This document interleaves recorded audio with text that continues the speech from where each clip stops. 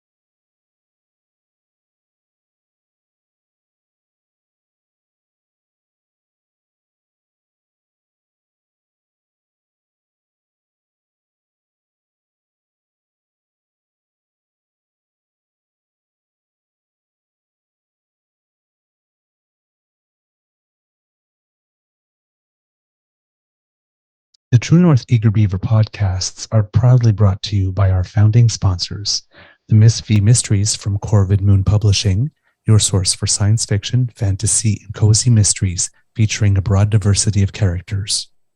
CanadianTarot.com, your uniquely Canadian online eclectic tarot community and forum, and the Peppermaster, hot pepper sauces made from fresh farm ingredients to thrill your taste buds and expand your mind.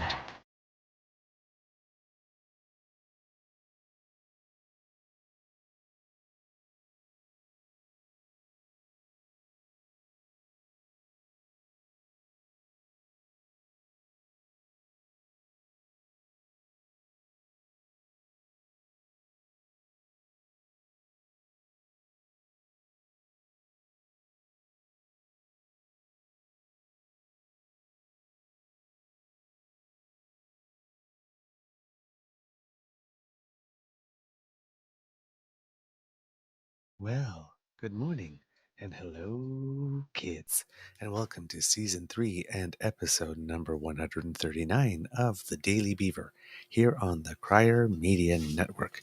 Today, recording day is Monday, June 12th, 2023, and finally, we've got a bit of rain here at the Beaver Lodge with a lot more expected. Hopefully, 100% chance of rain later in the day. Right now, that's sort of stopped a little bit. It's just wet on the ground and a little humid, but we're going to get some more, which is nice. We've needed it here. I'm your host, the Eager Beaver, pronouns he, him, hey, Mr. Beaver A, and with me as always is my dear friend, Mr. Grizzly, looking very fine, I must say. Of course, a big thank you goes to our podcast's founding sponsors, the Peppermaster, the Miss V Mysteries from Corvid Moon Publishing, and CanadianTarot.com. We have a pretty special Monday morning bite for you because,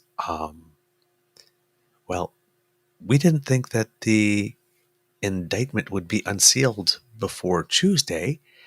And, well, they decided to let us have it for the weekend, which was, Yeah. So we'll be talking a little bit about that and a couple of other things because, my word, there's been a lot of news. We could have done a weekend show. Like once. Yeah, we could have. There was so much stuff going on. We absolutely could have. But yeah. But before we do anything, first of all, thank you to the kids for being patient. Nature called. Let's put it that way. And before we continue, we have to say good morning to our dear friend Mr. Grizzly and ask you how's your mental health today. And please tell us more about that wonderful, wonderful stash you are sporting. Well, good morning, Mr. Beaver.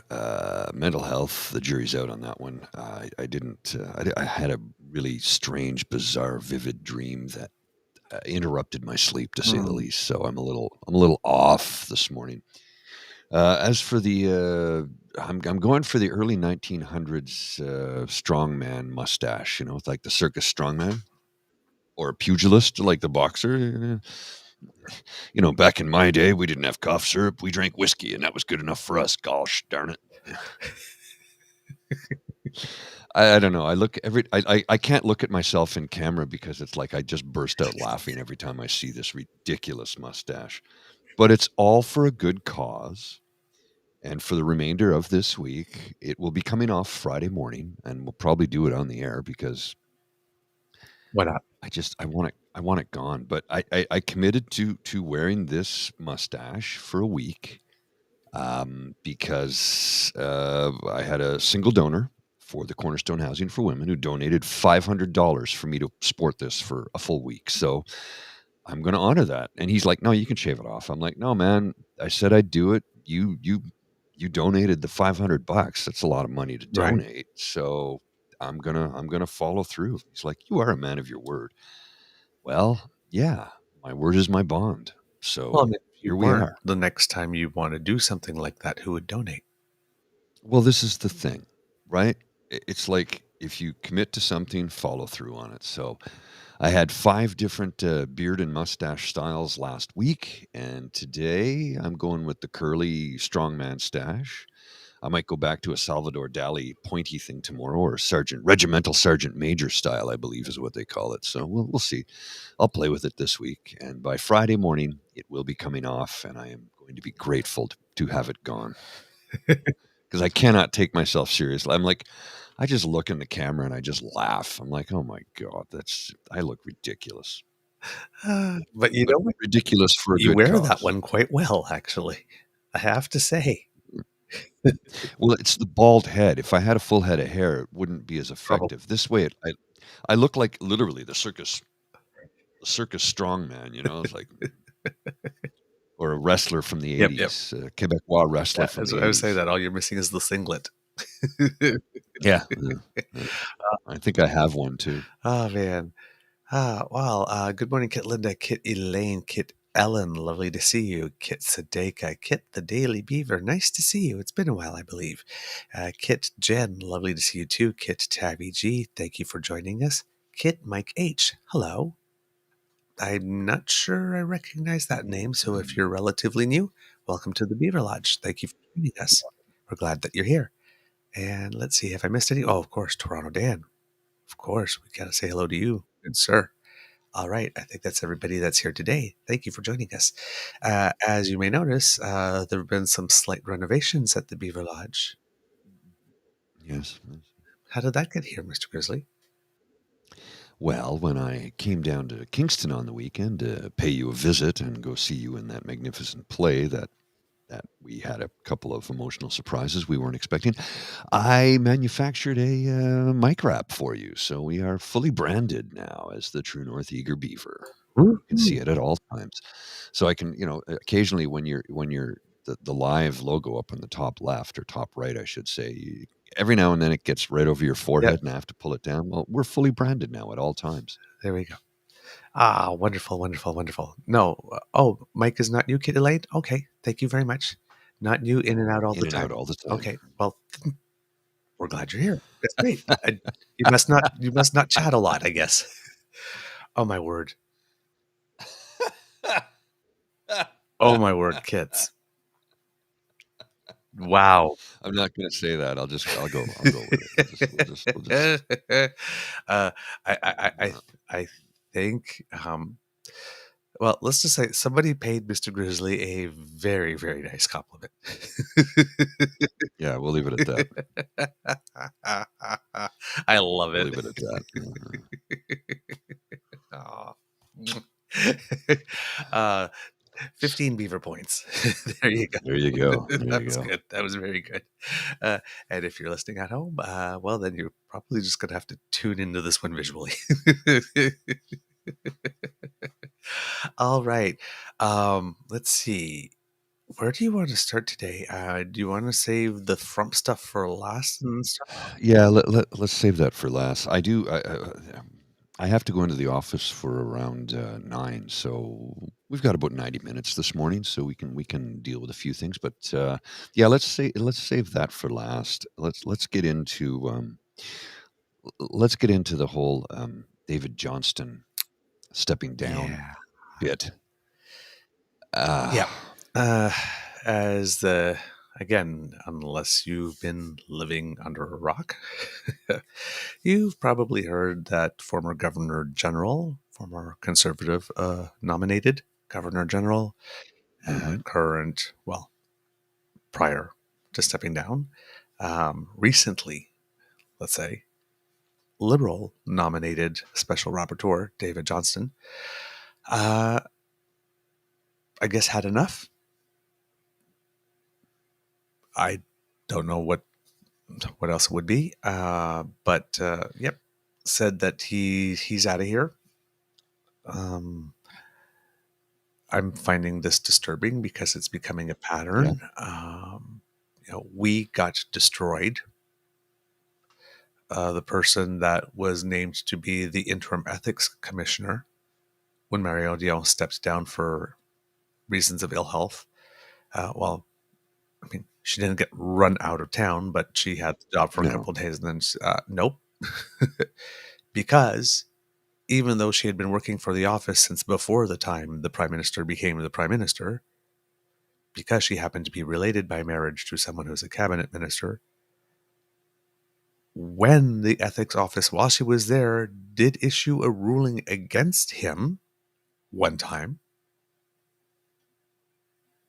So it's not like they weren't able to sanction him before while she was there. Um, Apparently, she wasn't good enough. So didn't take very long. Took just a couple of days, and she said, "That's it. I'm going to go back to my old position. Thank you very much." Mhm. I don't know if another interim ethics commissioner has been named. Well, so far, because of them, we are without a charity called We, which some people had some issues with, Mhm. but they were doing some good. Um, Oh, yeah. you have, you know, This is a good we're running question by people out of PNC town Bio. now. Yeah. Is Canadian democracy safe now? And that's a very valid question, and I'm beginning to actually wonder Yeah. if it is. I sincerely, like, here's something that I just came across my feed. Reminder: the Coots trial begins tomorrow, which would be today. Yes, it begins today. This was from last night, I guess. Watch Pierre Poilievre deflect topics away from this as he was a deep supporter of the Ottawa convoy. Let's not let him inundate his Twitter feed with reminders, and don't forget to save good posts for later. Yeah, I think we need to remind him how he supported the blockade and the convoy, the occupation of Ottawa. I think we need to let him know that we're not happy about Mm. that. And how much deflection is he going to try and use over the next couple of days about the Coots trial? I think it could be very Well, interesting. he's not going to use deflection. That's not so much his thing. Sorry. As he's going to use counter programming. Pierre, when something's controversial, he simply just doesn't talk about it or doesn't show up. Yes, Like of by course. election, he knew he was going to win. He just didn't show up in the writing. Manitoba, he has shown up. He was there already. Um, and he's talking about Bernier now and then. So clearly he feels the Mm, need to fight it out. So we are going to interesting. start getting a preview, which is very nice.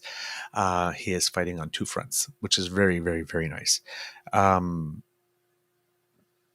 yeah, that Coots thing, he's probably just going to flood the zone with a whole bunch of other stuff and just not talk about it because that's what happened during the Public Order Emergency Commission inquiry, right? He just said nothing. The whole party said nothing during the whole thing, except on the very final day when the Prime Minister testified. Then they opened their yaps. And then when the report came out, they opened their yaps for 2 days, but then they haven't said anything since. They've been surprisingly quiet about the Rouleau report. Yeah, interesting. So, yeah. So we have the Governor General who is stepping down. And here's the thing, right? Yes, his nomination did have a semblance of conflict because he had an association with the Trudeau Foundation. That is true. However, what was also true about this man is that he has served in these types of capacities 2 to 3 dozen times over his career. So he has a track record. Mhm.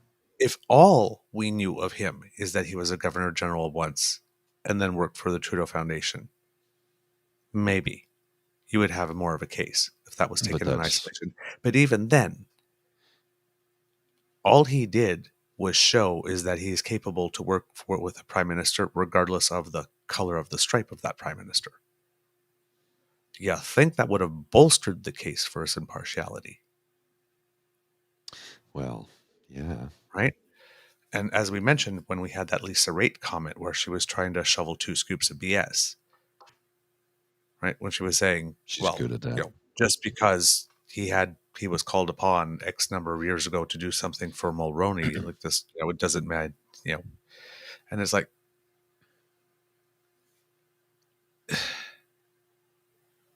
but with Harper, it was the second nomination later on, right? Mhm. When he named him as Governor General after he had done such a good job on the Oliphant inquiry. And for some people, a good job meant restricting those terms of reference so damn tight that you couldn't find anything, because that was the main complaint about that inquiry. Yeah. Oh, yeah. Then it becomes a case of, oh, well, he's your go-to guy when you need him. You call upon David Johnston and he's a model citizen. But as soon as a prime minister of another stripe calls, this is not a sign that he truly is impartial and can work for any prime minister regardless of stripe. It means he's in the bag for the other one, but he was Funny not in how the that bag for you. works, right? Like how, huh? Like how, huh? I'm sorry. Come again? What? So yes, you do have a semblance. And yes, it probably would have been smarter not to go there. Yes. Hmm. But you needed someone quickly, and you needed someone you thought everybody could agree on. The person that the other party named as the vice regal seems like a good bet, Oh yeah. right? But this is not an age of rationality.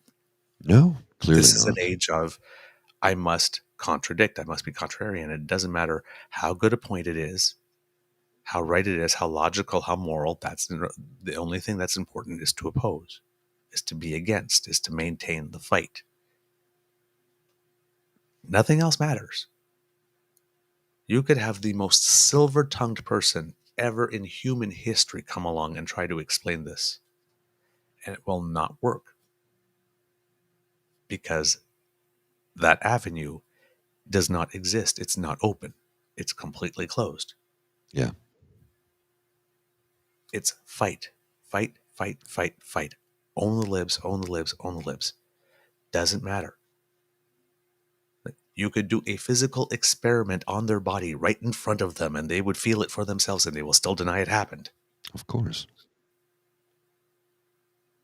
Because they're so bloody contrarian and just, Well, but it's if you think of it strategically and never let anything distract you from the primary objective, and that's their objective: reason, boom, logic, emotion, being decent, boom, all that doesn't matter, right? So trying to appeal on that sense, it's just not going to work. There's no opening. By well, design, there's no opening, because if there is an opening, then they would have to agree that there's something wrong. They'd have to change what they're doing, which means they can't reach their objective. well, and to address Linda's comment, it reinforces that conservatives are not working for Canada, only for themselves. Exactly. The commentary I wish to make on that is we have to remember they identify themselves as conservatives, not Canadians, Yep.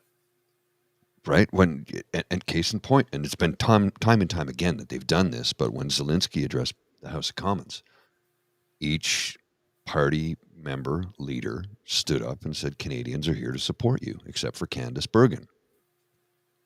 Conservatives are here to support you. They don't identify as Canadians. They identify as conservatives. Yep. How messed up is that? Because the identifying as Canadians, the use of patriotism is merely a tool. Yes. They're conservatives first and Canadians when useful. And only then. Only then. They care not one whit about this country or the citizens that live here. They care about power and money. That is all. And I've said it hundreds of times. I will continue to say it because I'm bloody well right. I'm not wrong about this.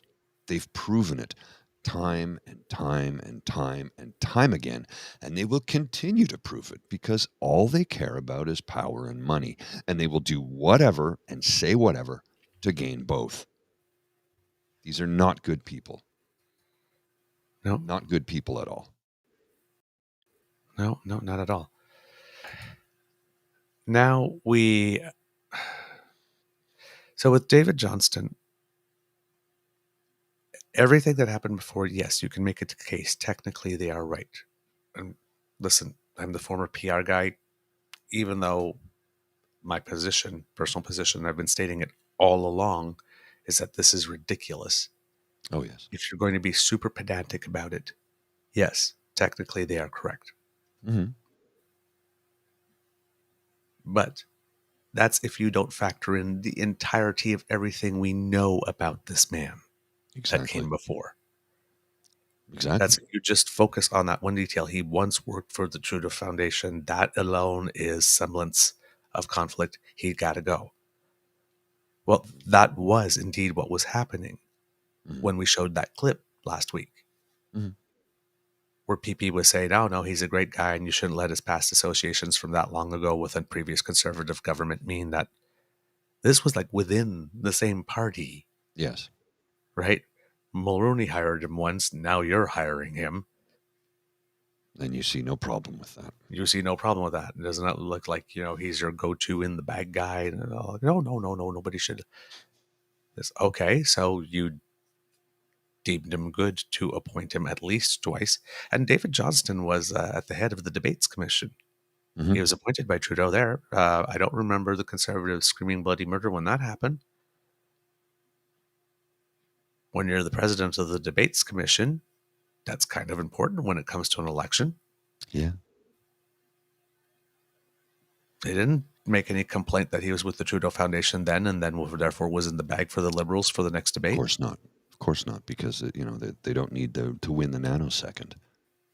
In that instance, they don't need to win the nanosecond. It's not that important to them. And it was about like 3 or 4 years ahead, or whenever the next. I'm just that's what They'll I chew mean. you up and spit you out and throw you away once they no longer have use for you, as Basically, evidenced by what they've done to David Johnston. These are not good people. these are not good people because until a couple of weeks ago, they thought he was their guy. Oh, yeah. Yeah. Loved and respected and admired the man. But as soon as he does something that they find runs afoul of their bizarre ideology, they're going to throw him under the bus. Yeah, And they're going to use the full weight of that political party to do so. well, that's what they did. They've thrown the full weight of the state at him. Yeah, Imagine if they were completely. government. Yeah.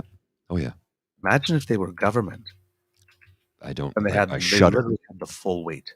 Shudder to think what state we would be in as Canadians if that was the case. And here's the thing about conservatives, because they're always performing. Oh, yes. Now that they have chewed them up and spit them out. Aaron O'Toole. David Johnston is an exceptional Canadian. His service to our country has been extraordinary, and I want people to remember that. I will always cherish this memory of our Governor General talking about astronauts with Jack at Rideau Hall. 102.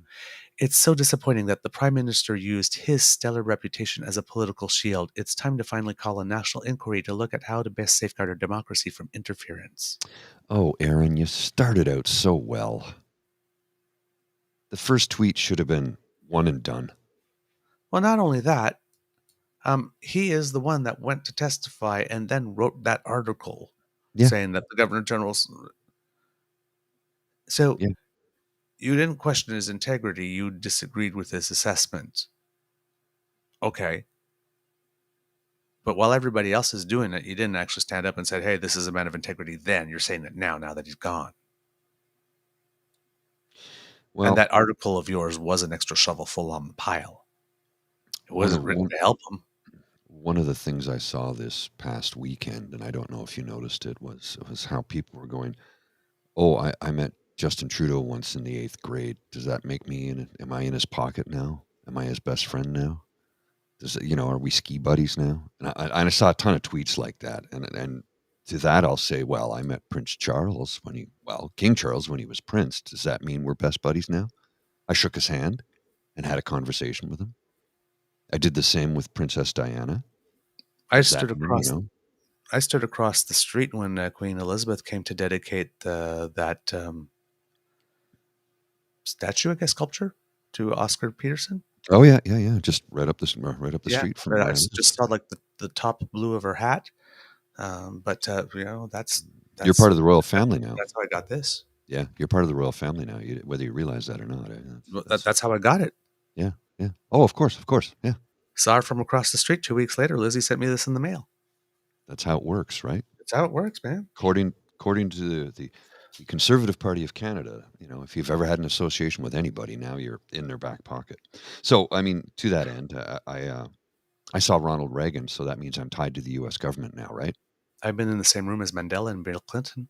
Well, there you go. Yeah, yeah, yeah, yeah. Did you get your George Soros check this weekend? Because I'm still waiting on mine. I don't know what's the problem with you. Mine are coming in, no problem. Damn. Every I week. must have gave him the wrong address. No, Georgie's delivering on time for me. Well, he just handed everything over to his son, so maybe I'll call his son later once we're done the stream. I'll call his son and say, "Where's my check? Get it in the mail." Just email it to me, man. It goes right into my account. We don't even have to do any paperwork. Just right into the account. You can save yourself, what is it, about $1, I think it costs to write a business check. So save yourself the $1. Just deposit it right into my account. We'll be good to go. There you go. There you go. Something tells me that's never, ever, not in a million years, is that ever going to happen. Maybe if you called yourself a Nigerian prince.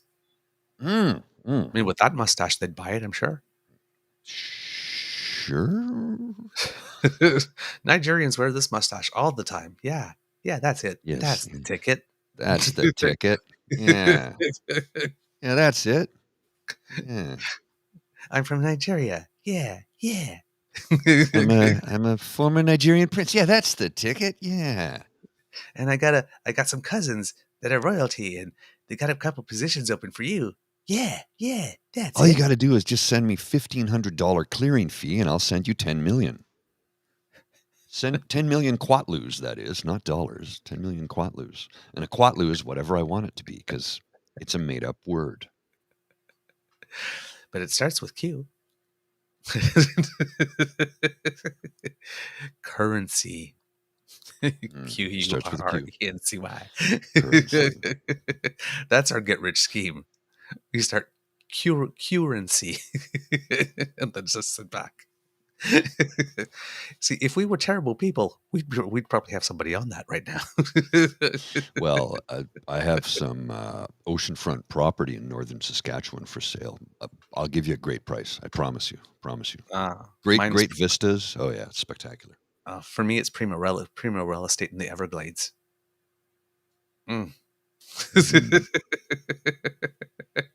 Yes, nothing like some good farmland in the Everglades.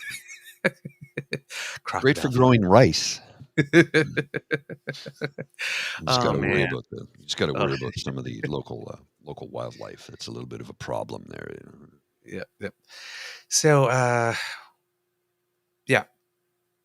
The thing with David Johnston, though, however, is that objectively there just came to be too many things, and the navigator stuff and the Hendong stuff was too much. Agreed. The navigator on its own wasn't a problem, at least for me, given a PR guy. I'm saying, okay, this guy saw who he's dealing with, saw them coming, went to get navigator before any of this all started, and let's just happen, right? Now, navigator does have a reputation of being the people you call when you are in deep doo-doo, so therefore you get the optic of, oh, you hired a navigator, therefore you must be corrupt. That comes with it. Yes, it does. Especially it does in come this with type the of territory. context when they're doing the preemptive framing of Johnston as being in the bag and someone who is, because here's the thing, right? When they're saying shame on the prime minister for using this man, they are also saying shame on this man for being open to being used. Didn't he get paid though? I think he got paid for that. It was a paid gig. So Yeah, are you but being used if you're getting paid to do a job? used his reputation, I know, I know, I right? know. I'm But just being yes, I pedantic. know that. But you know what I'm you see where this is going, right? So Mhm, with the mhm. navigator stuff, it's the thing that happened that may have not made the broader news is that Han Dong, when everything started happening with him, well, he too hired navigator. As So well now as he you got should. navigator doing PR for both someone who is well, two people who were targets of smears of the same thing, except one of them has a defamation suit Mhm. now on the way.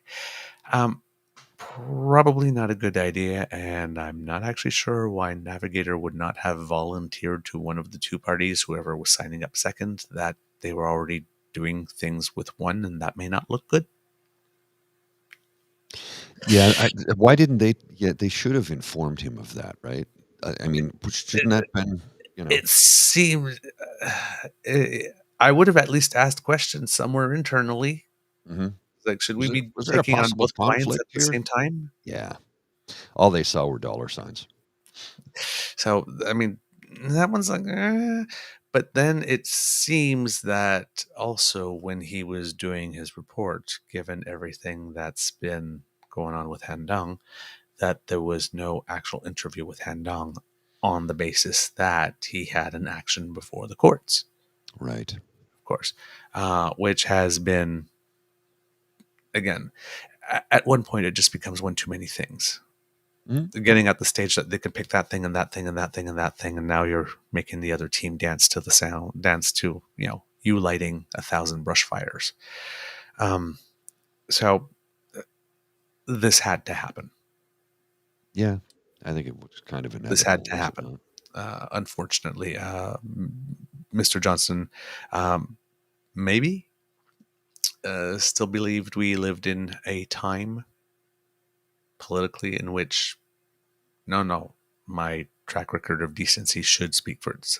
Yeah, it's 2023 doesn't work that way now. Like No, unfortunately.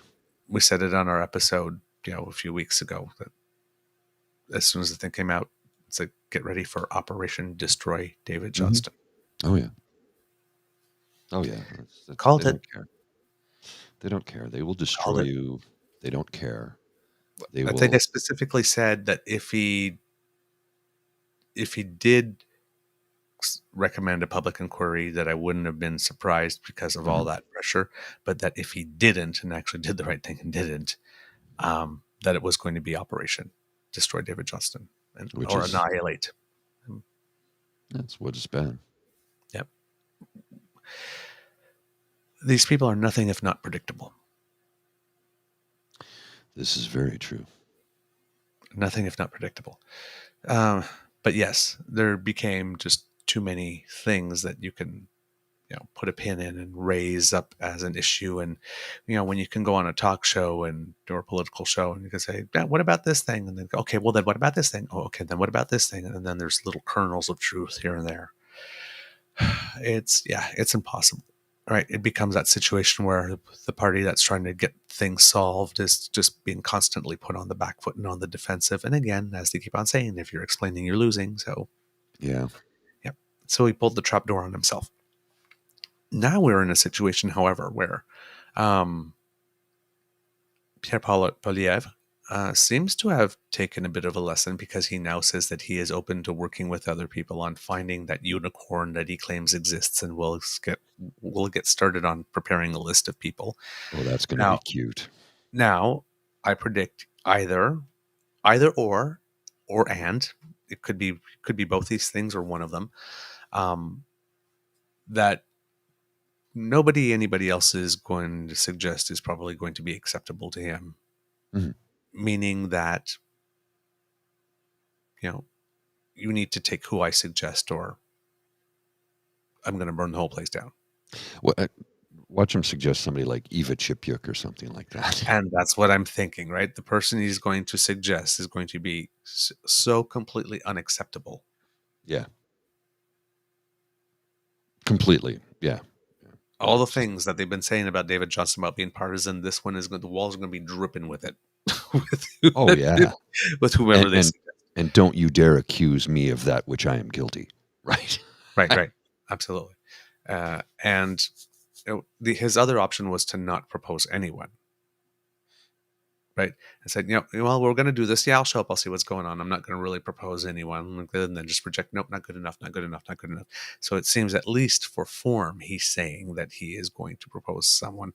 So right now he's having a tiny bit of a, oh no, I won't refuse to help 100% of the time, all the time. Now, let's see how he helps. Well, the question that Oh, Linda's let me help. posed. Oops, Yeah. sorry.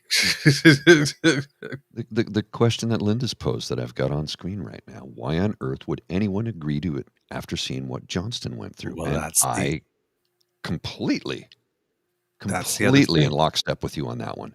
Who Why in their would right mind? Yes, exactly. Why would anyone agree with it unless they're in the bag? Yeah. Yeah. That's right. So the conservatives have prepared the terrain for anybody decent not to want to take the job. So, well, we have someone. Former Prime Minister Stephen Harper would get the We have heck out of someone here. we believe is independent. Yeah, we believe is independent. So just watch. Just watch. He says he's going to help. Watch to see what kind of help. I have a feeling it won't be all that helpful. Oh, It could goodness, surprise no. us. But if past behavior is the best indicator of future behavior, I have a feeling that the word help has a different definition for him than it does for us. All right. Yeah. Who says Canadian politics is boring? Phew. Shit. Oh, man. Okay. So while the conservatives, now that they have a carcass to feast off of, are batting their eyelashes and going, who, us? Why, we'd never. Um, uh, me in Europe, uh, Ukraine has officially started its offensive, and President Zelensky has confirmed this throughout the last few weeks. A lot of people have been saying, "Oh yeah, the offensive has started now," and President Zelensky's going, "No, it hasn't started yet." But now it does seem that it has started. It was precipitated by the destruction of a dam in the Kherson In area, Kherson. which flooded an area that was pretty large. Oh, And yes. 700,000 people needed to be evacuated. And it was the reservoir of water that was also used to keep the Zaporizhia nuclear plant cool, which we are told is not a problem for the moment. And there are contingency plans, but it could be an issue eventually. This was also preceded by what seemed to be some incursions into Russian territory in Belgorod, often, which is pretty close to the border and where there have been a couple of things before.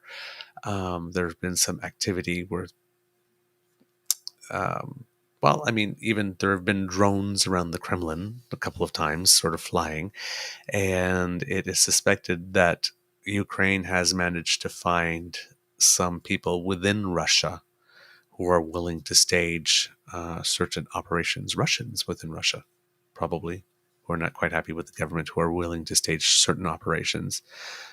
So there are little things happening a little here and there that are a little inconvenient for Putin.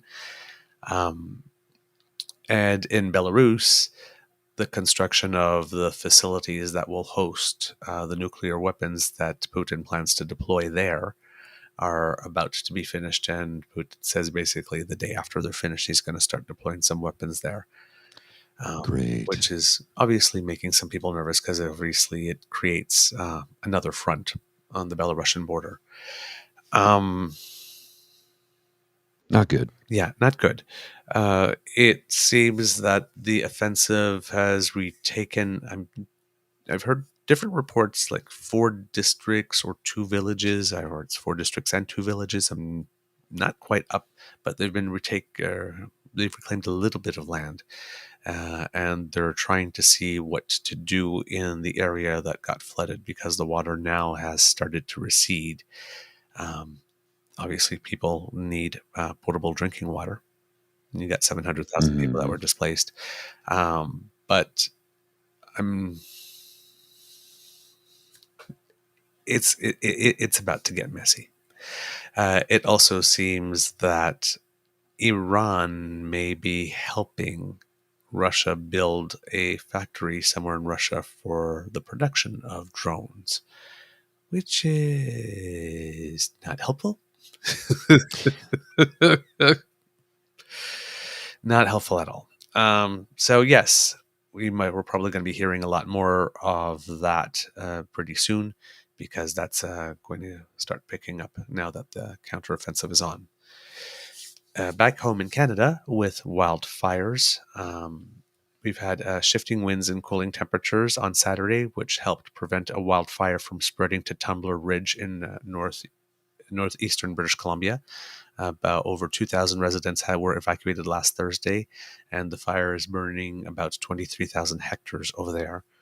There's also a fire on Vancouver Island, that on Saturday at least had shut down Highway 4 that connects Port Alberni to Tofino and Ucluelet with the rest of the island. Port Alberni, Tofino, and Ucluelet with the rest of the island.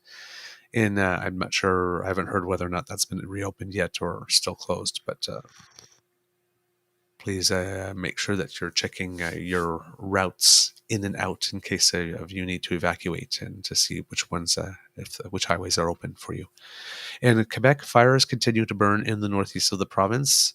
They are expecting a colder weather and some rain this week, but there are still about 140 fires burning there. Still over 13,000 evacuees as of yesterday, but it seems about 7,000 in the Chibougamau area will be able to return today. In Alberta, there's a new wildfire near the town of Edson, which has forced people into an evacuation for the second time in 2 months. So that it must not be easy. Uh, No. Yesterday, or on Saturday, it was said that there were 70 fires burning with 25 out of control. That has now increased to 78 fires, with about a third of them out of control, with temperatures expected to be rising today, hitting 29 in certain areas, which is not going to be helpful. No. And in central Nova Scotia, a woman has been fined up to $29,000 for having an unsupervised outdoor open fire during the entire provincial ban on fires. We would refer to that person as a cund stunt. A cund stunt. Lady, the largest wildfire in the province's history is no longer spreading, but is still raging, about 234 square kilometers near Barrington Lake. But most people who have fled the fires near Halifax and Shelburne County have been able to return home. Oh, that's good. So that's what we got on the wildfire situation for you kids. And I don't even think we're like 1/3 through the season yet. No, no, no, no, no. We're at the very beginning of it. And if we Doesn't haven't bode well. crossed the 3 million hectares burned, last number I heard was 2.2 and 3/4. So I'm sure I was going to say burned through that. Ooh, burned past that. Not Choice of not not words. the pun you were No, looking not for. was, and blown past that's not going to help either because wind's not great. Nope. Sailed. Surpassed it. Surpassed it. Man, I just there's so Again, and here, like from from Ree, this statement here. You should see some people. They are furious about not being able to have fires or go in the woods. Like, these are the same selfish assholes that occupied my neighborhood for 3 weeks. That thinking process. Well, what about me? Me.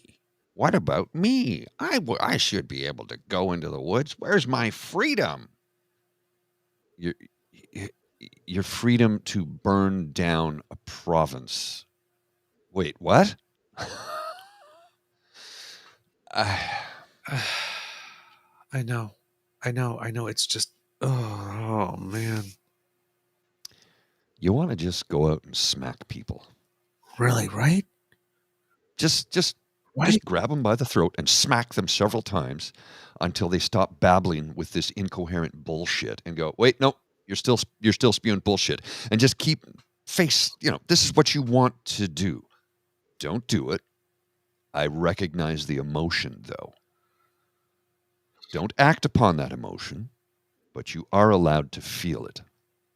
And feel it you should because god damn people.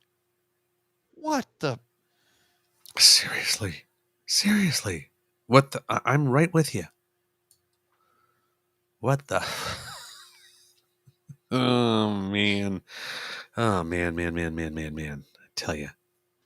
Oh, Mateo, your Nutella mustache inspired me. Yes, that's true. We saw your Nutella mustache, and that was it. Yep. So there you go. How you doing, Mateo? Hope you're having a good day. Have a great Monday, brother. What a great kid. I like him. I like spray them with a fire hose on full power. You know, again, I feel that same emotion. I You don't do it. You don't do it, but I feel that same emotion. hear you. I hear you. Ugh. Okay. Um, some pride-related news that you may find interesting. Um, I think was it last year already? Yeah, last year we had that interview with Murray Billett because this year Yes. is the 25th anniversary was in April of the Delvin Vrind decision that made it such that discrimination on the basis of sexual orientation has been made illegal. Well, also 20 years ago on June 10th, just a few days, was the first same-sex marriage in Canada. There was once upon a time when we talked about the two Michaels. The two Yes. Michaels in question were Michael Leshner and Mike Stark, who brought the case to And the Supreme Court. No, to the they've been Ontario married Court of for, Appeal. Sorry, right, 20 years now this year? 20 years on 20 years 2 days ago. Oh, wow. Yeah, the Ontario Court of Appeal ruled in favor of same-sex marriage, and they were wed a few hours later in front of cameras and the media. And for the Well, first and the time, amount of people that said, this is just a PR stunt. It'll never last. yeah, 20 years later, bitch. yeah. And 20 years ago, on the 10th, the words, "I declare thee to be lawfully married spouses," was Yes. said for the first time in Ontario. The photo of their first kiss, of course, made Hmm. international headlines. Um, now, before that, there was two ladies, Paula Barrero and Bianca Mariles, who, using the process of marriage bans, got a license to wed because Sherry DeNovo officiated that wedding. Hmm. Marriage Yes. bans were things that you filed in and that you post them on the church door or something Hmm. like that. And you do that like every week for 3 weeks or something like that. And if nobody objects, then you get your license. Well, you don't have to specify gender on a marriage band. And I guess people thought Right. that Paula could have been the Yeah. man's name. Hmm. So the license was issued, and the government, even though they said that they had made a mistake, did not revoke the license once it was issued. That would have been very bad PR. Yes. Yes. So exactly. There you go. There you go. Okay, Toronto Dan. One of the women was a city worker at shelters. There you go. So, and then when about seven provinces had done that, seven court of appeals in provinces had ruled in favor of same-sex marriage, then it kind of passed in the House of Commons with a vote of 158 to 133, making Canada the fourth nation in the world to legalize it. We were going to be the third, but Spain sort of came out of nowhere and just slid in and said, "Yep, we're doing it." It was like, "Oh, really?" Because nobody had even heard that you were considering it. Hmm. it just happened. But we were the um, the biggest nation in terms of economic power to have done it at that time. 60 years ago, um, also, a man named Everett Clifford became the last man kept in jail for being gay. He was suspected of having Wow. started a fire when he was 39 in Saskatchewan, and though he was cleared of arson because he told the officers he was gay, they kept him locked up for 6 years. Clifford appealed the decision to the Supreme Court, but it was dismissed, and the public outcry is that which led Prime Minister Elliott Trudeau to introduce the bill that included a call to decriminalize private consensual homosexual acts between consenting adults 21 years of age or older. And that's when, in 1967, he said there's no place for the state in the bedrooms of a nation. That's what prompted that quote. A man who had been suspected of arson, who did not commit that crime, being kept in jail for 6 years because while talking to the police and clearing his name of that crime, mentioned that he was gay. Mm. I didn't know that before today. Neither did I.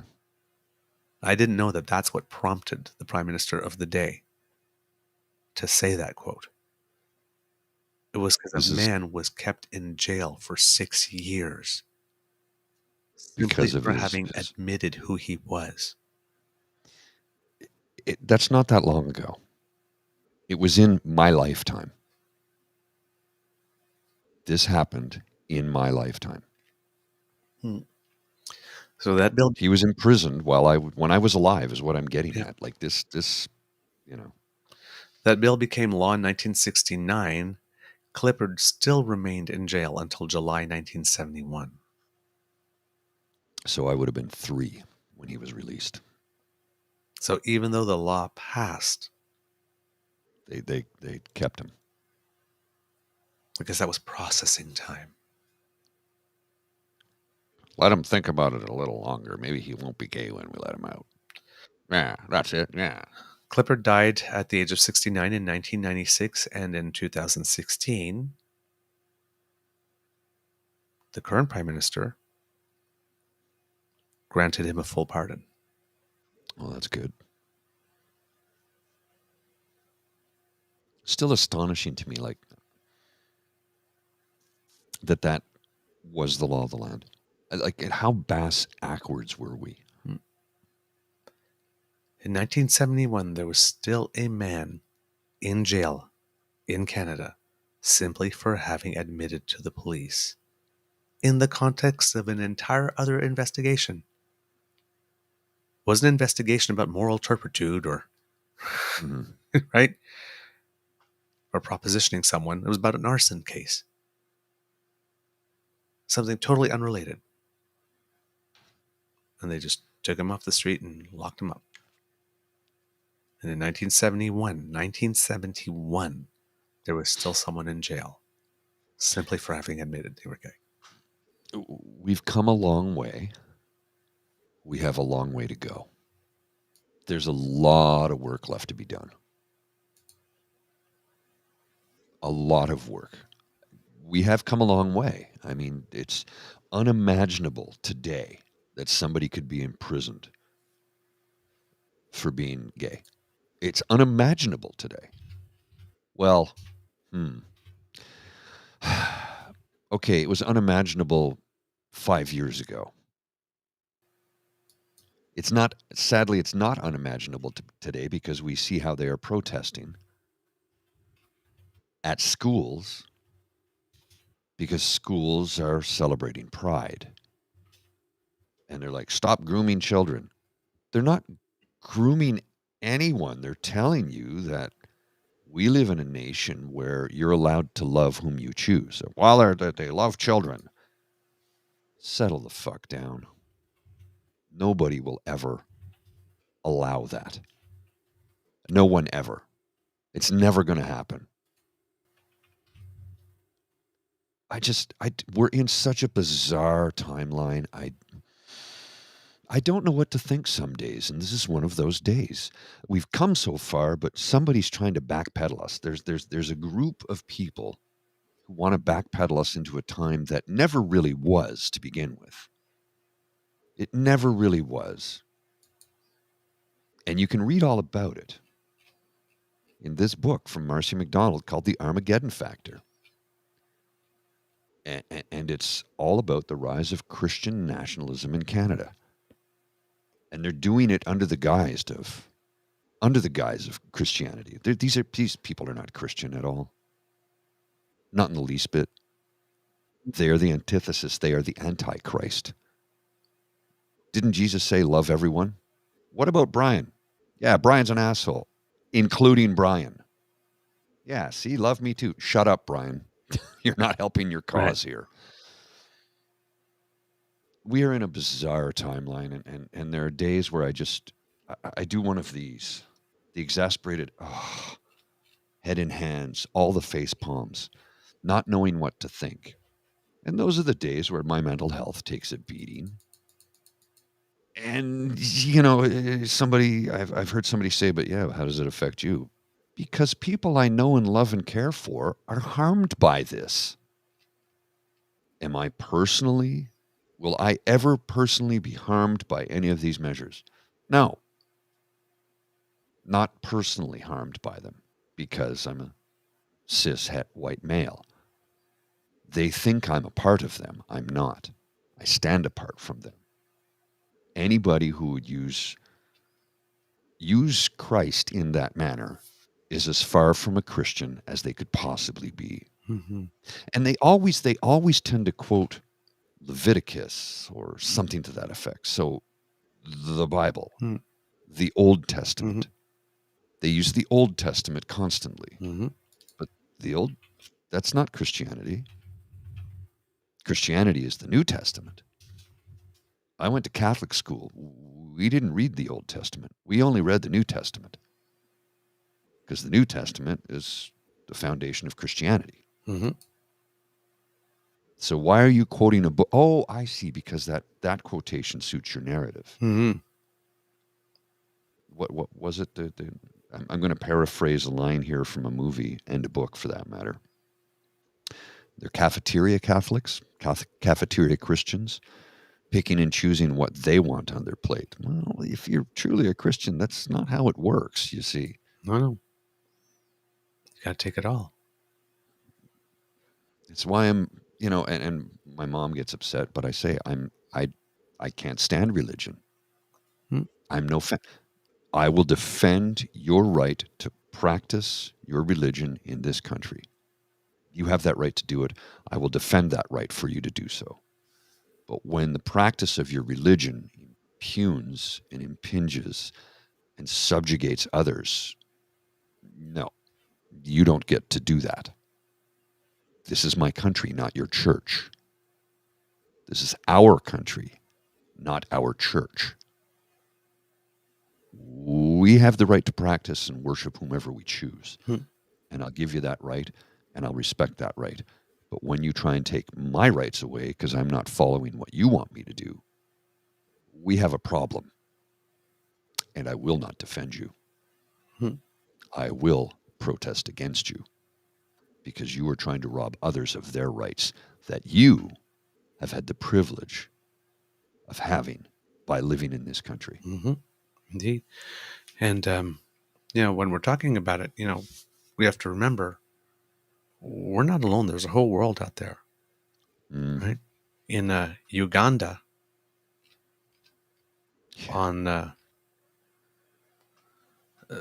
they passed that anti-gay legislation. Prime Minister signed it. The president or prime minister signed it.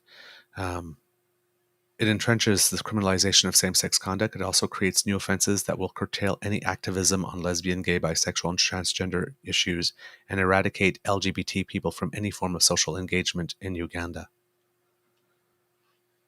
It confirms an already existing punishment of life imprisonment for same-sex conduct while also increasing to 10 years the prison sentence for an attempt at same-sex conduct.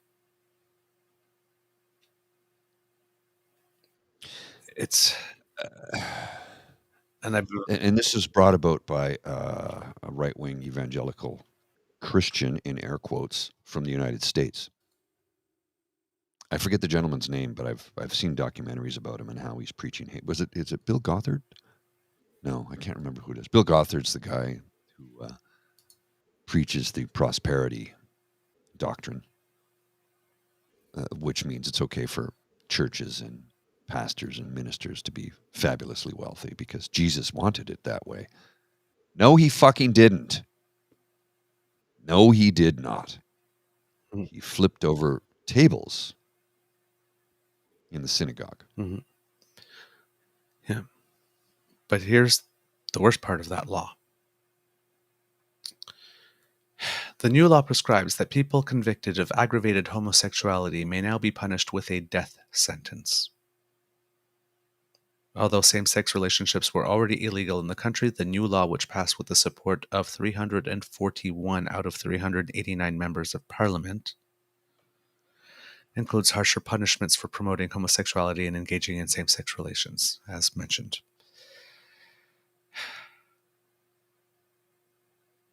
So you've got that going on. And on the other side of the ledger, in Utah, a very, very clever parent who is upset by book bans got the Bible pulled from school shelves. Sorry, I'm posting a couple of interesting comments here. You'll no doubt find that the Bible under Utah code, and then they have I don't know how to read this, 76 10 12 27, has no serious values for minors because it's pornographic by our new definition, the parent wrote. So this is an NBC News article. A Utah school district took the Bible off some bookshelves, officials said Friday, following a complaint from a parent upset by book bans who was hoping to expose the bad faith process. The Davis School District, the state's second biggest public system with nearly 74,000 pre-K to 12th grade students, has largely removed the book from circulation but kept it in high school libraries. The parent, in a copy of the complaint obtained by NBC News that rejects their identity, said their effort to boot the Bible was in protest of a 2022 Utah law that made it easier to remove, quote, pornographic or indecent, end quote, content from schools. Mm-hmm. Well, I, the Bible's full of that. yes. I think the Utah legislature and Utah Parents United for making this I thank the Utah legislature and Utah Parents United for making this bad faith process so much easier and way more efficient, the parent said in the complaint. Now we can ban all now we can all ban books, and you don't even need to read them or be accurate about it. Heck, you don't even need to see the book. Pretty good. Pretty good. An 8-page typed list of examples of objectionable material from the Bible, quoting the exact scriptures, was included in the complaint. Quote, incest, onanism, bestiality, prostitution, genital mutilation, fellatio, dildos, rape, and even infanticide, the parent wrote. You'll no doubt find that the Bible under Utah code, whatever, has no serious value for minors because it's pornographic by our new definition. A district review committee acted on the complaint and examined the King James version of the Bible, which a couple of people in the chat have already mentioned, said especially the King James version, with an eye towards Utah codes covering public obscenity, pornography, and other inappropriate material. I love this because this is a case of be careful what you wish for, because the streets go two ways. Which brings us back to David Johnston. I have a feeling, because the Prime Minister has sent people out to say, well, they are now open to considering public inquiry. Mm-hmm. So I don't know. I'm just having this, oh yeah, y'all want a public inquiry? Okay, you're going to get one. Let's look at any foreign interference by every nation, not just China. Oh, no, we're looking for Beijing's interference. No, that would be China. Beijing is a city in China. We're looking for interference from any foreign entity, like, I don't know, Russia. Oh, but Skippy doesn't want that. Mm-mm. Why is it he doesn't want that? I mean, I'm just asking a question. Well, see, why doesn't he want to look into that? Because he didn't want to look at that, and they didn't really until Jenny Byrne went to testify at that committee, and she got really pressed, and then she said, well, then fine, let's do it all then. Yeah. Yes. Let's do it all. So yeah, thinking that, of course, that there's no way it would happen. Well, we're having election reform committee all over again. The prime minister is giving up his right to be the sole person nominating something or making a decision and giving it to a committee of the opposition. Now, Just, while there you go. You deal with you it. deal with it, it worked so well for electoral reform, didn't it? So Yeah. that's why I'm saying let's look at this committee, because you've got Blanchette and you've got Pierre Poliev on one side, but you have Mr. Singh who's trying to walk that line. I would be Yeah. very surprised if this is a joint committee that anybody that Mr. Poliev would find acceptable would also be acceptable to Singh and Madame May. Hmm. Madame It's May going to be just, particularly does not like Skippy. oh, no, no, no. She finds him a Particularly reviling individual. is not Yes. inclined to be helpful to him. He's dug himself a hole here that he's not going to be able to get out of. I'm starting. We want an inquiry. Okay, we're going to inquire everything. We're going to have a public inquiry on all election interference since the dawn of time by every nation. Well, hold on now. We're just looking at Beijing in the last 3 years. Oh, No, well, no, okay, no, then not since the dawn of no. time. Let's make it the last 30 years then, since our intelligence Okay. officials have been saying they've been telling us for about 3 decades. Okay, let's look back 30 years then. How about okay, this is a good comment, Linda. You know who I'm thinking would be even better? Would they be finder suitable? Is former justice, former prime minister. You know who I'm thinking of, sir? Keep going. Oh, posed nude once.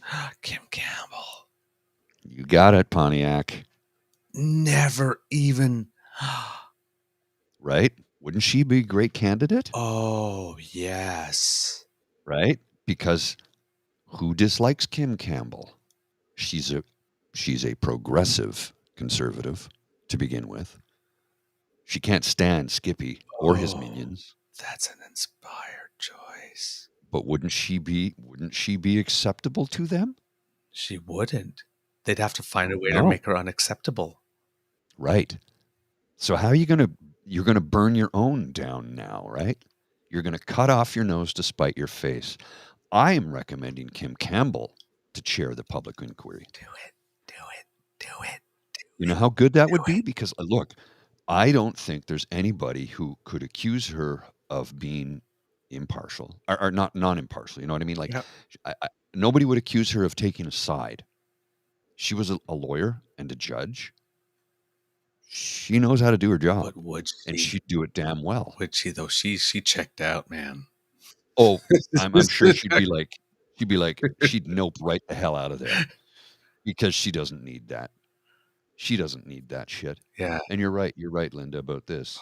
Mr. MGTOW won't want a woman. He'd have to create a reason.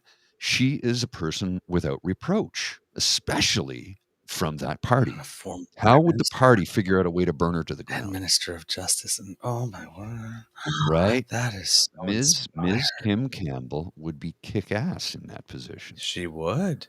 And they'd have to find a way to burn her to the ground. They'd have to come up with something, and you know they can't. So they will assault her character. And she met Justin Trudeau once, so I guess they're best friends now. They have sleepovers on the weekend or something. Like, they would create something to burn her to the ground because this is who they are. They are not Canadians. They are not patriots. They worship two things: power and money. Mhm. They are conservatives first, Canadians only when it's convenient, and they will burn this country to the ground to get what they want. But I'm starting to wonder now, was this all a big rope-a-dope? Could be. I mean, given that they are so predictable, let's name David Johnston. They'll have no problem with him. And if they do, in our back pocket we have. It just, Mhm. that would be so lovely that they Mhm. just let him in, chin up, ass out on David Johnston's. Okay, now you get your public inquiry. And here's what we put in. So, oh, oh, oh, Justin, Strange comment, Barbara. please. I don't know where you're coming up with that comment, but Yeah, here's the thing, Barbara. Karima's not on the show right now, so I don't know where you're coming up with that. She's not part of this show. And your comment about Crier Media never said anything that you accused us of. And I know that it's been defended in the chat. I just wanted to address this quickly. And I'm not picking on you, Barbara. I'm not. Thank you for watching. We appreciate that you're watching. But um, I don't know why you're bringing this up. We are not discussing it. So we haven't I mentioned don't her know at where that's all. coming from. No. Karima is a friend of ours. Yeah. She's been on this show in the past, but we're not talking about Karima right I now. don't We're think we've talking mentioned about her name in the nope. last like 30 shows. No, we haven't Least. because we haven't had her on in a while. We haven't had a reason to interact with her. Yeah. Or mention But any news. yeah, exactly, exactly. So I don't know why you're coming up with that. I know Karima. She's a wonderful person. You're allowed to have your own opinion of her. That's fine. You don't know her. We do. So I will defend Karima because I think all she does is report on what she sees. And that's all we're going to say about that. Let's go back to Miss Kim Campbell, I Yes. think, who would be a brilliant person to chair the inquiry. And you'd know damn well they'd have their minions working on a way to cut her down Oh, yeah. because Skippy having to listen to a woman. He only listens to his wife because she has his testicles in her pocket or purse. I don't know which. I don't know if she carries a purse. That was terrible of me. I got sexist there. She carries his testicles. Where and how I don't know. Maybe they're earrings, or maybe they're her truck nuts. Who knows?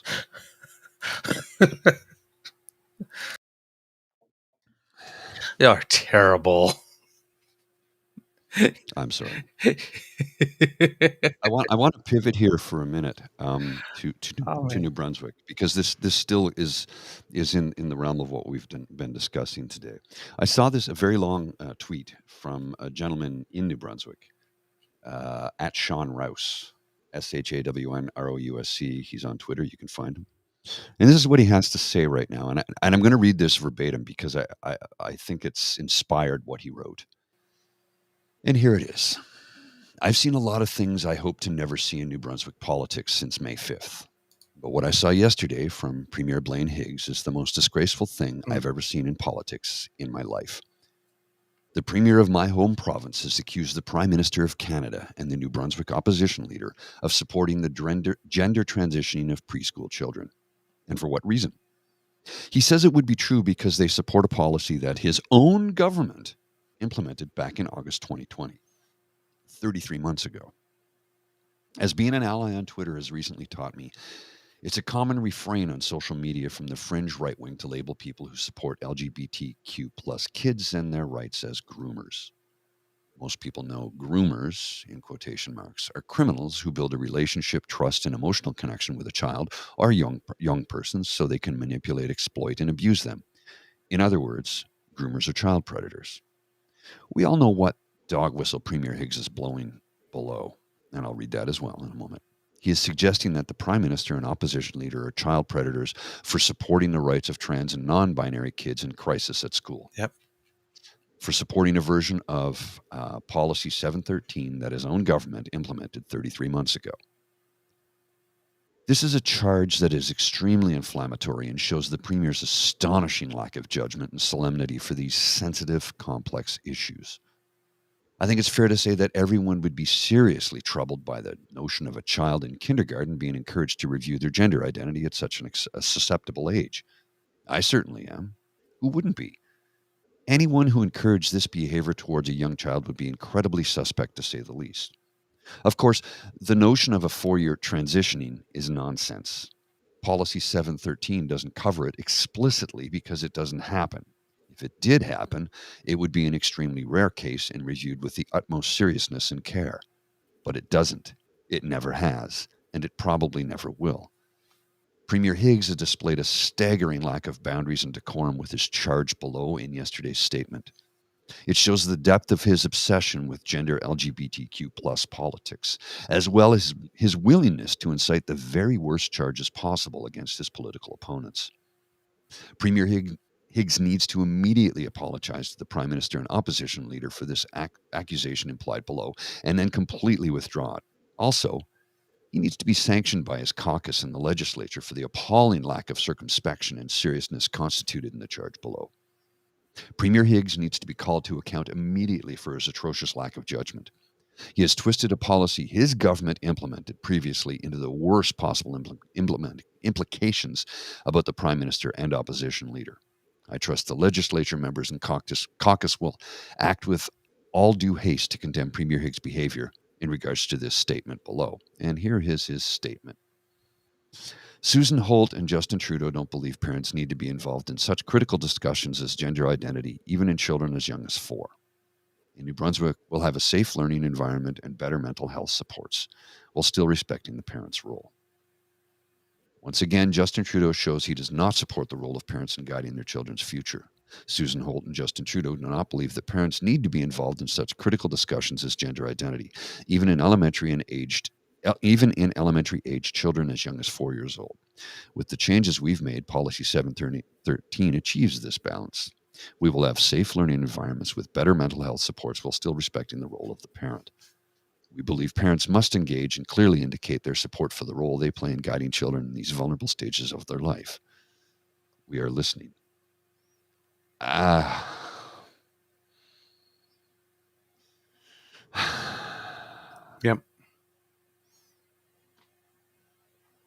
Yep. It's inflammatory.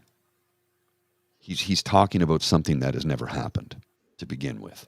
Well, now we know why he included that complaint about the litter boxes. Clearly, he's not being honest.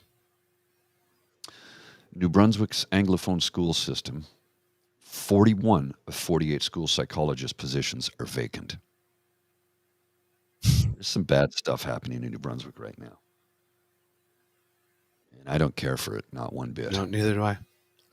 Mr. Grizzly, I think we might have to take some action, unfortunately. Oh, yes? Yes. The person who we said was welcome is taking advantage of our hospitality to pee on the carpets and wipe themselves with the drapes.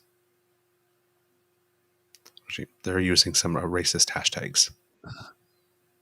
Oh, is she now? Yeah. Well, Barbara, we don't allow for that here. You're going to have to go bye-bye now. Yep. Because we're not tolerating hate. We welcomed you into our home, but you can't pee on the carpets and poop all over the place and use the drapes to wipe yourself. Sorry. You got to go. All right. We're not allowing that. No. All right. Nope. There's just no room for that. Sorry. No, we're not having that. Yeah. No. No, they were using a hashtag with regard to Karima, which is not saying that she's leading a non-governmental organization. Let's just say that. We're not having that. No. We're not having it. All right. You can spew your hatred elsewhere. We're not having it here. Yeah, we're not having it here. I wanted to finish with something a little funnier with regard, and it has to do with Trump's indictment. Because, okay, there's a lot going on, and I'm wondering if maybe we should either do a special or have Friday have Jake come on, maybe see if we can get Keith also as well. I don't know. At the same time. But I almost want to do this with Jake because this is so good. This is so good. Okay. First of all, you need to read the indictment. Okay, if you haven't read it full, it reads like a novel, and it's double. They say 49 pages, but it's double spaced with quotes, and there's a couple of pictures in there. So I mean, it's not that long. It'll take maybe about an hour. It's worth it. And if you don't want to read it, there's a podcast called Prosecuting Donald Trump where Ali Velshi from NBC just reads it to you if you'd like Mm. to have an audiobook. I was But looking at it on Saturday, and I was like, "Holy holy shit!" that's why I want to do so. Now, there's an account called Fuller Initiative at Metro Adlib on Twitter that posted something that's absolutely fantastic. And I wrote to this person because I was hoping that they would write back, um, because I would have loved for them to read it in their own voice. Mm. Now, I desperately wanted to read this in my own voice, in my voice, because this is going to be so much fun to read. But I was really hoping this person would read it because I just could imagine that no matter how I say it, it would be so much better coming from the person who wrote it. But here we go. Get There's going to be some giggles. I'll just let you know that. Okay. I literally stopped working on my memo so I could read this indictment. I'm on page 24, and Jesus Lapito Nyong'o Christ, That's how the one. this man.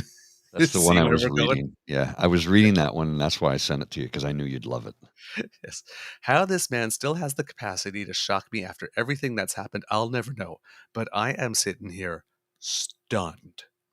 I'll be honest, because I do lean into naivete sometimes, it's difficult for me to assume the worst from people, even when they have done all of the worst things. So this whole time I've been thinking, wonder why he did give back those docs. He's probably lost them. And also, this dingus just grabbed shit from the White House because he's too stupid to know he couldn't. He probably doesn't even realize what he has. Nope. Nope. This was deliberate and concerted effort to remove the most sensitive documents the country has and keep them, and then show them to people at his leisure while acknowledging that while he was neither supposed to have them or show them, he haphazardly stored the docs any damned where, including in a goddamned bathroom shower.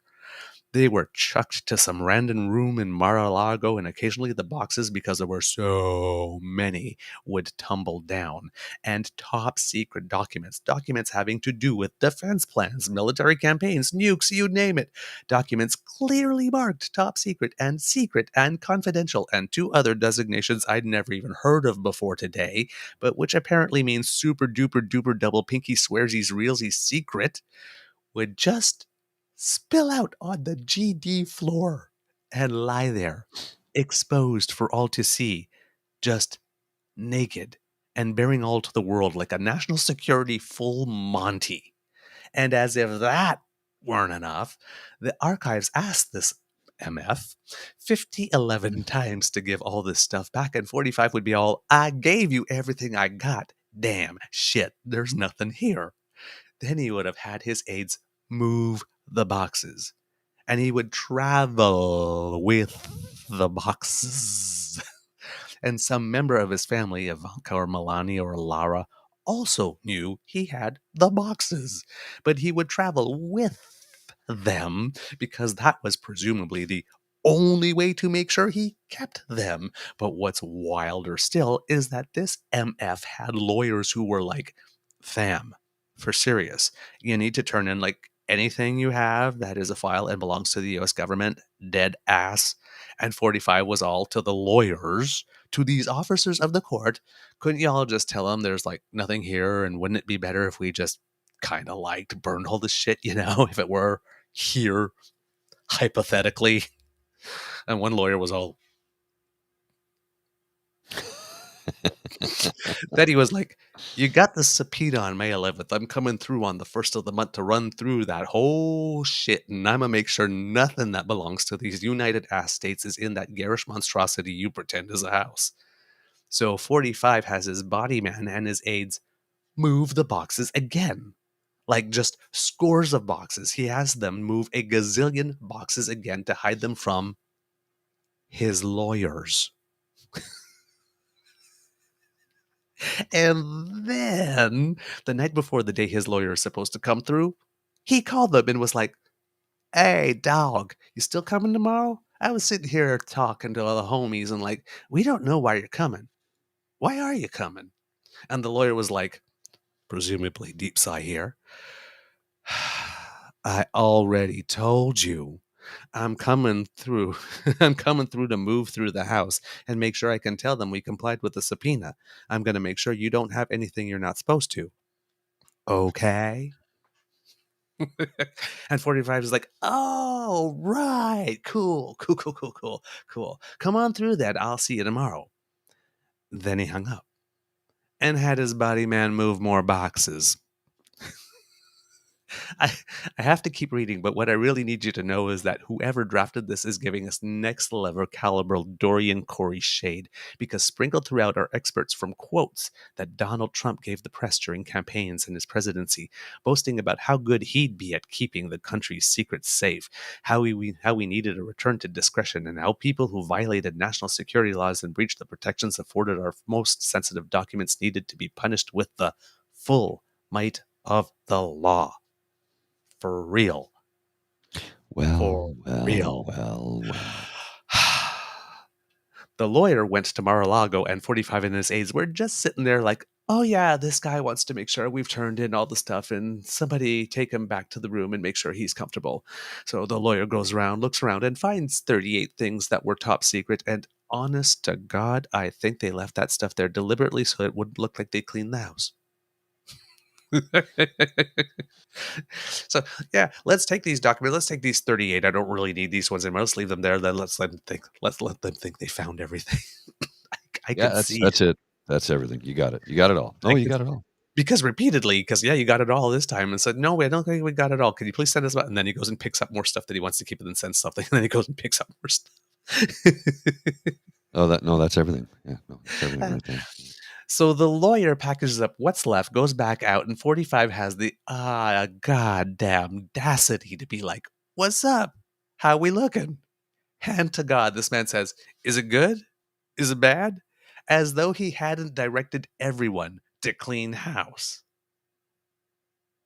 That's damn sociopathic. Oh yeah. Then that's the arsonist that goes and enjoys the fire after. Like when the firemen are trying to put it out and just sits there and watches. That's this guy here.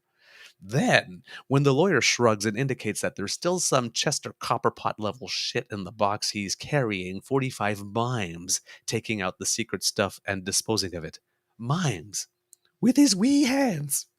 The lawyer apparently ignores it and is like, okay, I'm going to be in the last lawyer and I'm going to tell her that I went all the way through everything you said you had. And then I'm going to tell her that what I'm holding right now is the last of anything you have and aren't supposed to. So if there's anything else in this house, tell me now, because she's coming with an official ass paper that I am tendering to the feds, and we don't lie to the feds. So this is it, Donald.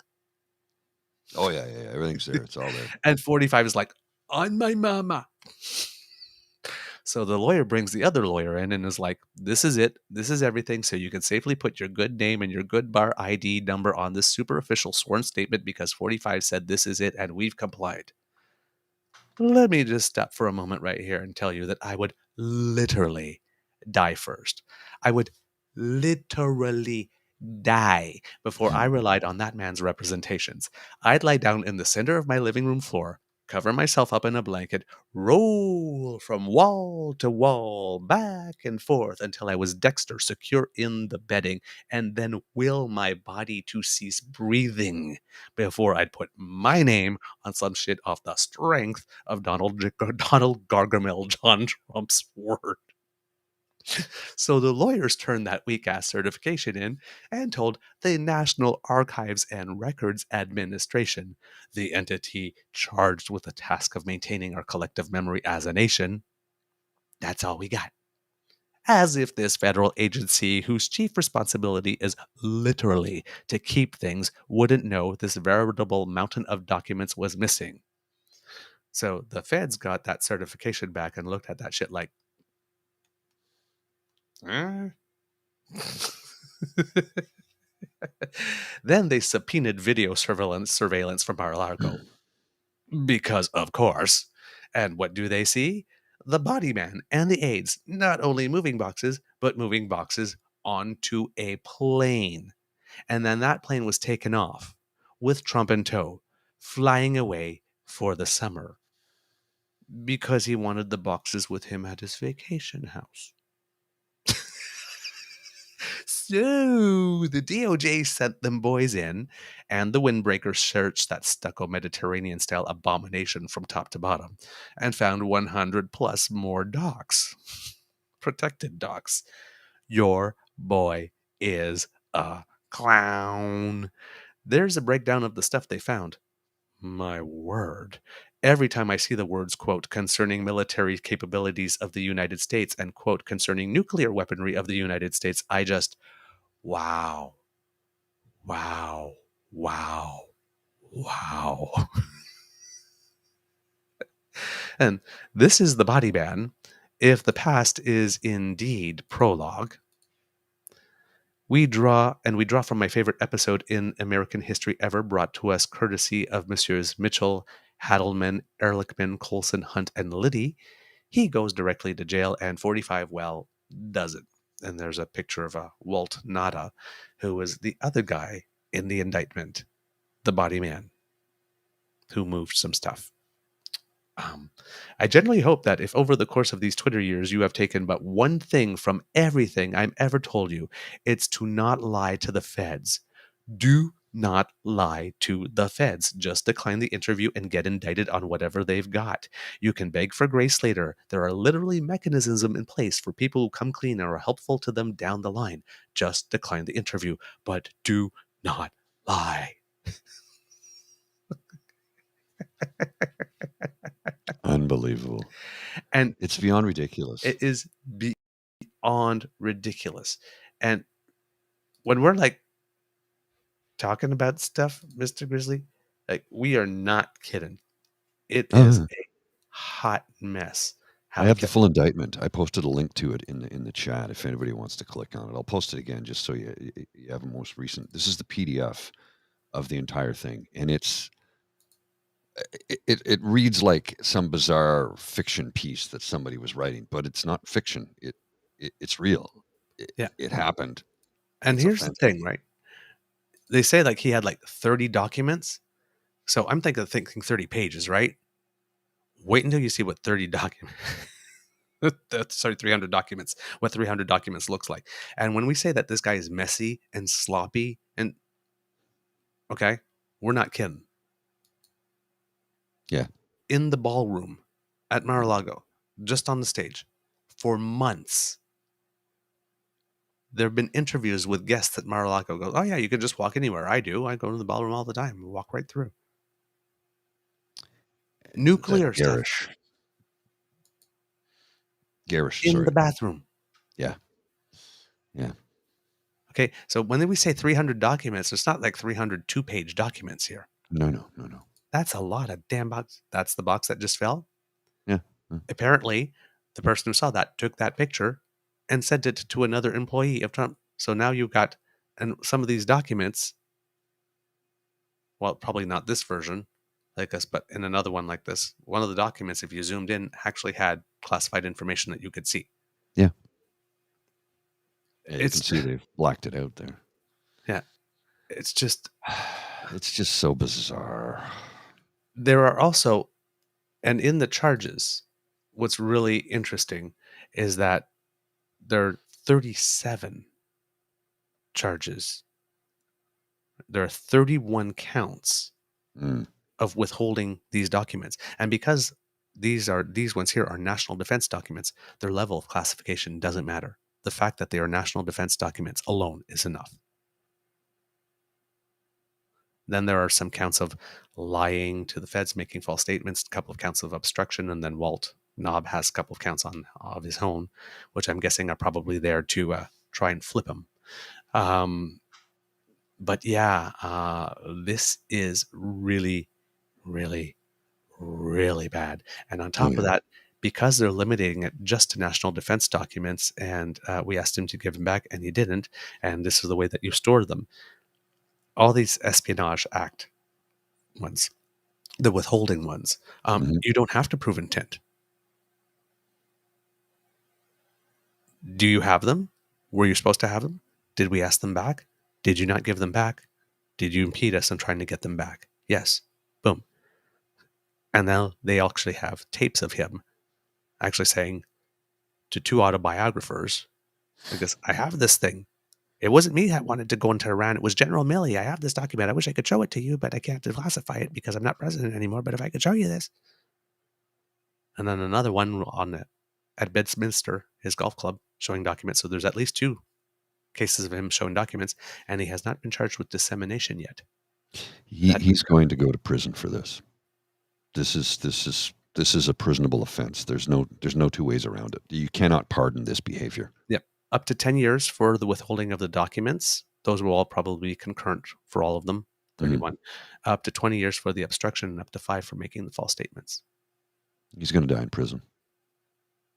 And this is just a just press play prosecution. Press the tape, show these pictures. Your Honor, we rest. You're done. It's, I always thought the man was a narcissist and a complete raging asshole, which he is. And I always thought he was an idiot. I didn't realize how much of a giant goddamn idiot he is. He's a perfect example of a narcissist because he believes he's completely innocent. I've done nothing wrong. Yeah, you did. You did a lot wrong. And you're not going to get away with it this time. Because this indictment, you read it, it's like, I couldn't come up with something like this and have it made into a movie because Hollywood, you're ridiculous. That's so unbelievable. Yeah. Truth is stranger than fiction in this case. And you've got all these people saying, oh, if only had he returned the documents the first time, he wouldn't be charged. No, because he still would have waved them around people, and he still would have improperly stored them like that, and he still would have, all those things still would have happened. Mm-hmm. I mean, I think the reason why he didn't give them back is he thought in for a penny, in for a pound, because he knew, again, the man's a one-man crime spree. Sheesh. Mr. Grizzly, do we have a show? We do indeed, sir. We do indeed. All right. We do have a show. All right, kits, we hope that you enjoyed this episode of the Daily Beaver Morning Show, because we really did enjoy making it for you. Remember, sharing is caring, so please tell your friends about us, because word of mouth is priceless. And, well, we love it when the word comes out of your mouths, because democracy is something that you do. Please, if you can, donate to Cornerstone Housing for Women and help us reach our goal, or, well, I hope we've surpassed it and see if we can really, really beat it. But yes, just because he already is wearing the mustache doesn't mean that we will not take donations all week long while he was still sporting it. So please, please, please do, if you can help, that would be wonderful. If you really like this podcast, you can find us on the Crier Media Network, as well as all Beaver Grizzly friendly platforms. Stars and reviews are appreciated. We love to hear from you. Reach us on our Facebook page at True North Eager Beaver, Twitter page at True Eager, or by email at truenortheagerbeaver@gmail.com. And you could subscribe to us via our pod page. That's podpage.com/the True North Eager Beaver, lowercase letters, and hyphen between each one of those words, and that little QR code that appeared at the bottom of the screen earlier, that would link us to our pod page if you scan to that. There it is again for you. Why not also subscribe to our True North Eager Beaver Media Incorporated YouTube channel? We are back on. Yay! So that helps us out big time. We can't do this without you. Sorry, excuse me, I got something in my throat. Pardon me. We can't do this without your kind and generous support.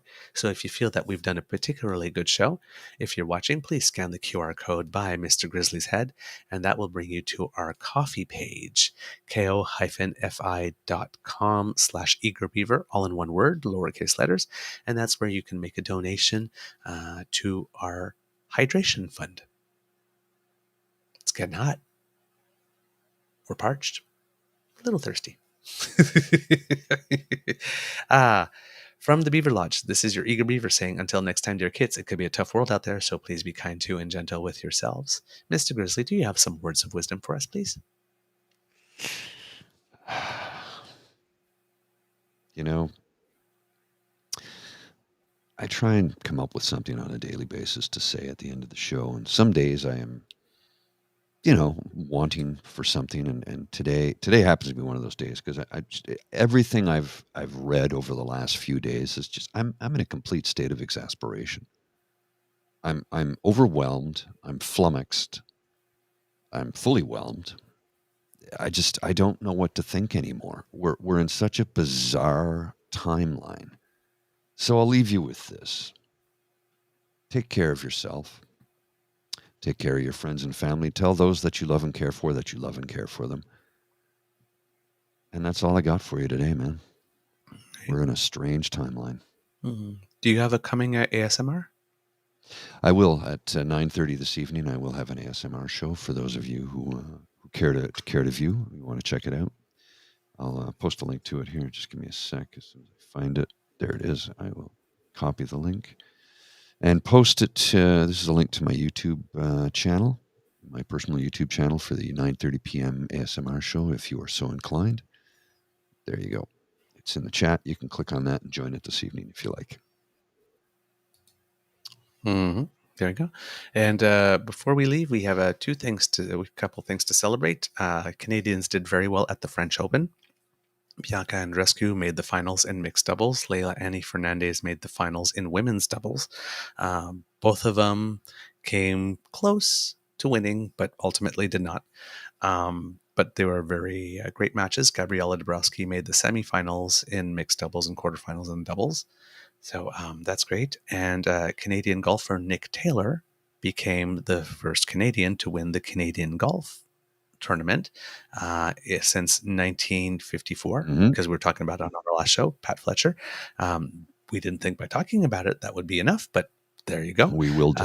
There was Yep, he had a bad start too. He had a round of 75 to start in his first round. He was down like this, but on the third day, he had a round of 63, which was 9 under, which was ridiculous. So he was 11 under after 3 days. Was in a tie at the end. They played 4 playoff holes, and if you haven't seen it, putt of the year. I'm not a big watcher of golf at all, so I mean, but even I could appreciate that. It's like 72-foot putter. Yeah, it was beautiful. Boom. It was gorgeous. It had this nice swing around and came back. He read the terrain. Way to go. Yeah. Way to go. When it looked like the odds were stacked against him on that one, he dropped a 72-footer. Yeah. Yeah. Yeah. On the first day, first round, he ended like with a double bogey. So, I mean, it didn't look like it was going to be his tournament at all. And he just pulled it out of the fire. Pulled it out of the fire. So way to go, Nick Taylor. That's a good thing. All right, Mr. Grizzly, let's roll some credits. Let me get right on that there. I just got to find the little button and click away like this.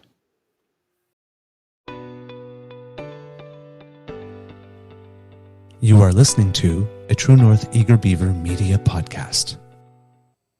The True North Eager Beaver podcasts are proudly brought to you by our founding sponsors, the Miss V Mysteries from Corvid Moon Publishing, your source for science fiction, fantasy, and cozy mysteries featuring a broad diversity of characters.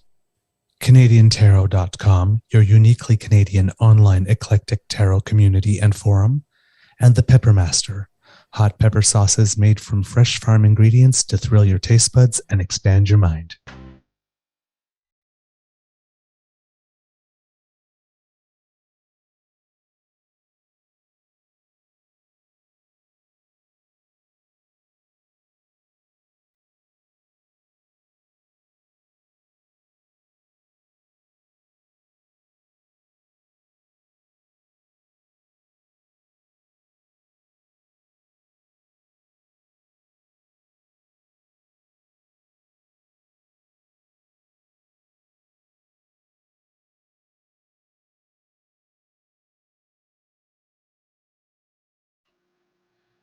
All right, kids. All right, cubbies, go out and have yourself an absolutely wonderful day.